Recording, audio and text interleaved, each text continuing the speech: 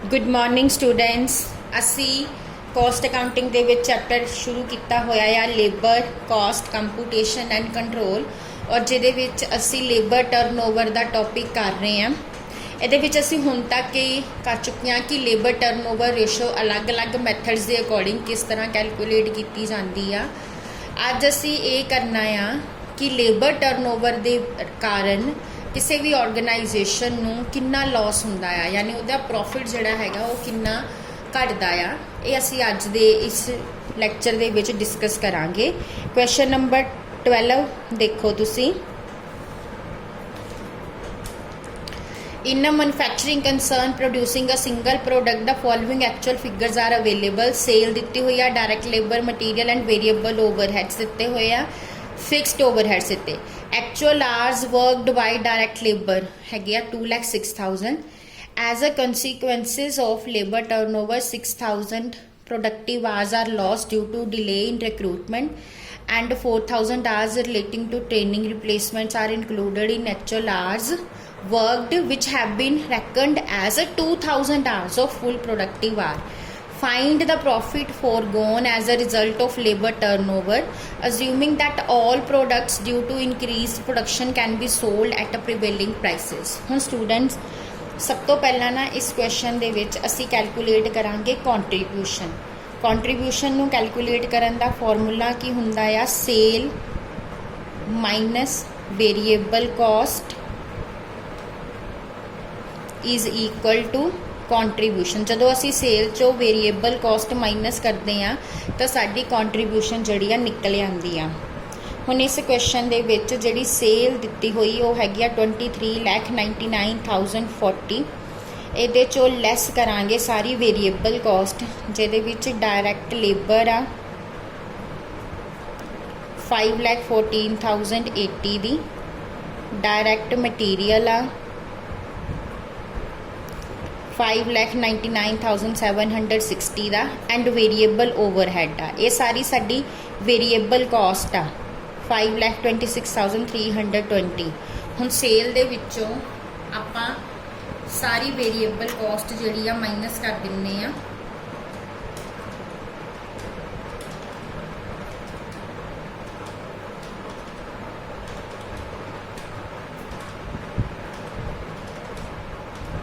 ये साडी आंदी आ 7,58,880। ये साडी आ गई कॉन्ट्रीब्यूशन।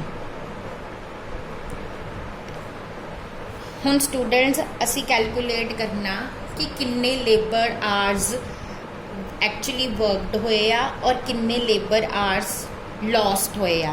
पहला कैलकुलेट कर लो एक्चुअल लेबर आवर्स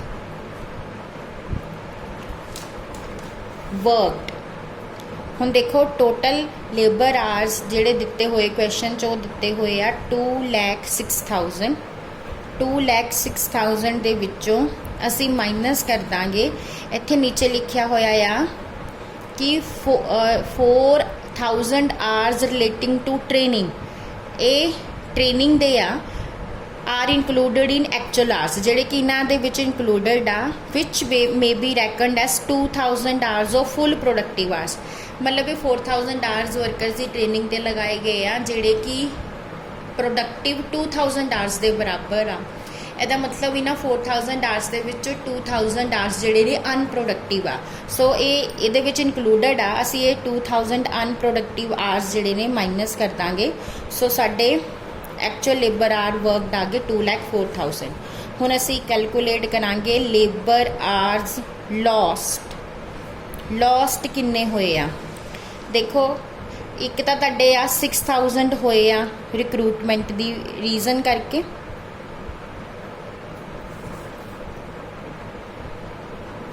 और दूसरे ट्रेनिंग दे करके किन्ने होए आ 2,000। वैसे 4,000 आ बट उस 2,000 तो प्रोडक्टिव आ। सो लॉस्ट किन्ने होए 2,000। सो टोटल किन्ने आ गया 8,000। हुण असी कैलकुलेट कर लांगे loss of profit due to labour turnover. किस तरह कैलकुलेट करना, कंट्रीब्यूशन कितनी आई सी साडी 7,58,880 दी, इनू मल्टीप्लाई करांगे लेबर आवर्स लॉस्ट किन्ने है 8,000 और एक्चुअल लेबर आवर वर्कड किन्ने है 2,04,000। कैलकुलेट कर लो इनू।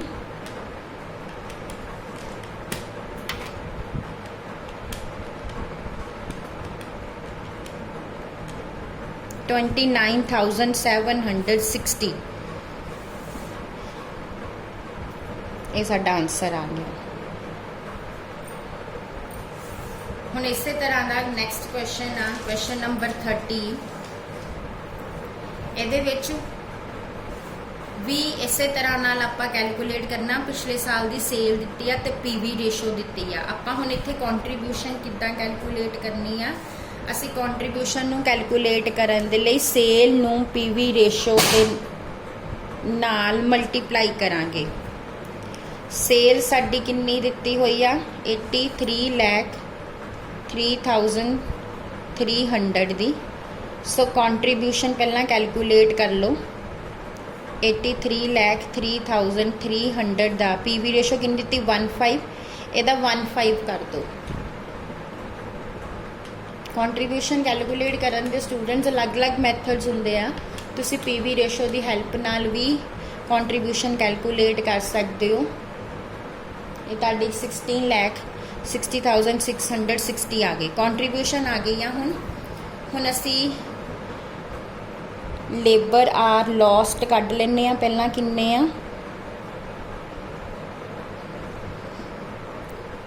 As a result of delay by personnel department in filling up vacancy due to labour turnover 60,000 potential productive hours were not worked and actual direct labor hours included 30,000 hours attributable to training new recruits, out of which half of the hours were unproductive। एक 60,000 day आ गए और 30,000 का half unproductive आ, इहदा half कर लो, यानी कि ये तुहाडा आ जाएगा 60,000 प्लस 15,000 75,000।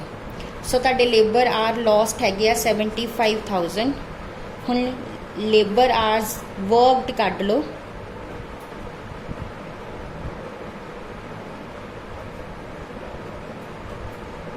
टोटल लेबर आवर्स दिते हुए आ क्वेश्चन दे विच तुहानूं total number of actual hours worked by direct labour force were 4,45,000। इहदे विचों लैस कर दो training hours, training unproductive hours.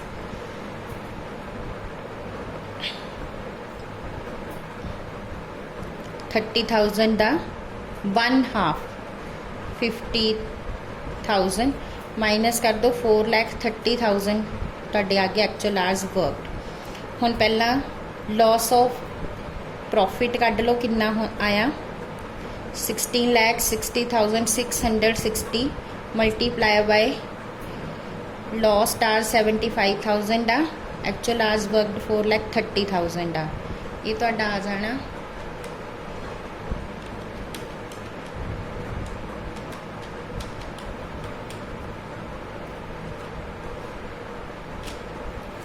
2,89,650।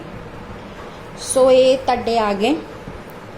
उस तो बाद नैक्सट कुछ होर कॉस्ट भी लगी आ लेबर टर्नओवर ते, जिहदे विच सब तो पहला हैगी settlement cost due to leaving. ये वाली कॉस्ट तो असी नहीं लैनी, बट नैक्सट जिहड़ी दित्ती हुई आ recruitment cost,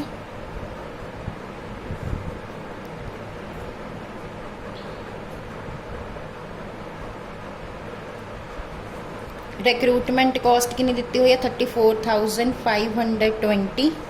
selection and placement cost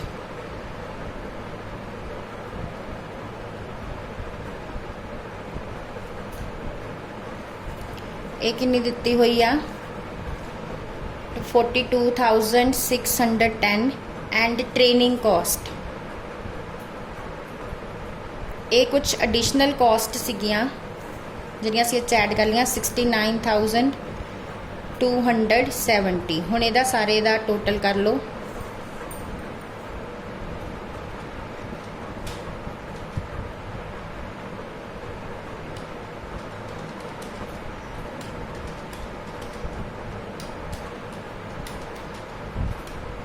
4,36,050 answer साडा आ गया टोटल प्रॉफिट फोरगोन।